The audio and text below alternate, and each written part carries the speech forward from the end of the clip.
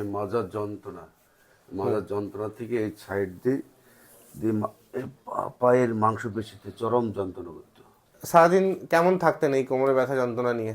শান্তি পেতাম না, এক কথা, চরম মানসিক দিক থেকে চরম অশান্তি। এই জন্য আমি ব্যাঙ্গালোরে গেছিলাম ডাক্তার দেখাতে।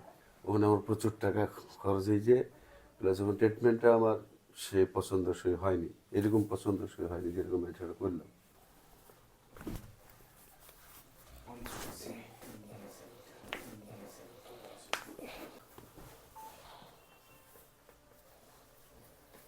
আপনাকে শাহজাহানবাবু আমি কদিন দেখলাম আজকে? আজ আমাকে দেখলেন মোট 3 দিন। আচ্ছা, 3 দিনে আপনার যেমন আপনি আশা করেছিলেন ভিডিও দেখে সেরকম কি উন্নতি দিতে পেরেছি? অবশ্যই ভালো হয়েছে, দেখে বলছে।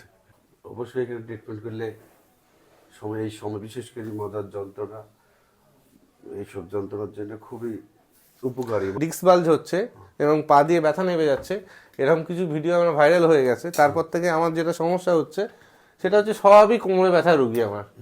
হাঁটু ব্যথার আর শোল্ডারে যে পেশেন্টগুলো থাকে সেগুলো মোটামুটি আসা বন্ধই হয়ে গেছে। শুধু এখন হচ্ছে কোমরে ব্যথা, ঘাড়ে ব্যথা এবং পা দিয়ে হাত দিয়ে ব্যথা নেওয়া, এই হচ্ছে আমার পেশেন্ট।